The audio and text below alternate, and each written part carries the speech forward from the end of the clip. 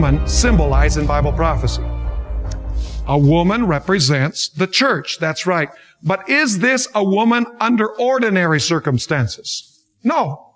She's not a common, ordinary married woman. This woman is a what? She's a widow woman. In other words, she is totally destitute of any earthly support. She has lost everything she has. We're going to notice as we study along. In other words, this is a woman, this is the church under extraordinary circumstances.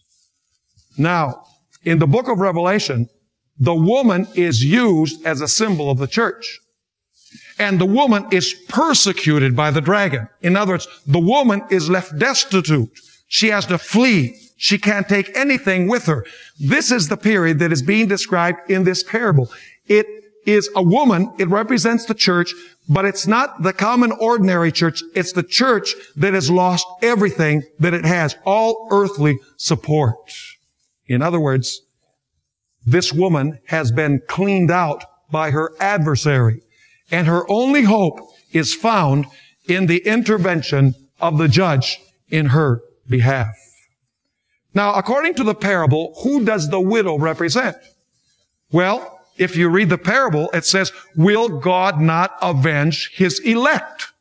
As this judge avenged the widow, so God will avenge His elect. So what does the widow represent? She represents the elect of God. Another way of looking at it is she represents the saints of God. Now, according to most scholars who have studied this parable, they've concluded that probably this woman's husband had a debt with a creditor, and he died, and he didn't pay his debt. And so the creditor was actually taking everything away from this widow to pay for her husband's debt. In other words, this woman was totally dispossessed. She had no children. She had no home. She had no money. She had no friends. She was all alone, and she was forsaken of everyone. She had no human support because her adversary had cleaned her out totally and completely. Now let's go to chapter 18 and verse 3, the last half of the verse. It says there, and she came to him saying, get justice for me from my adversary. Now, that verb came is not real well translated there. It's actually a continuous tense. It's a continual tense. It means that she kept coming. She continually came. In other words, she didn't just come once and leave it at that. She kept on coming and coming and coming. You say, how do we know that? Well, first of all, the tense of the Greek verb is a continual tense. But also, if you notice verse 5, it says a little bit later in verse 5 that the judge says, I will avenge her, yes, lest by her continual coming she weary me.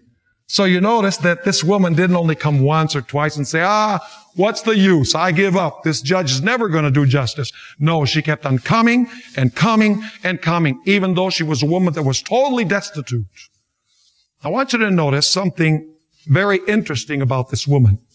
This woman, which represents the church, totally destitute of human support, had a faith which was independent, unyielding, and defiant in the face of aggressive misfortune. But in the story, we also have an adversary. The Greek word is antidikon. The question is, who is this adversary? What is represented by the adversary in the parable that totally cleaned her out, that took everything and left her without any human support? Who is this adversary?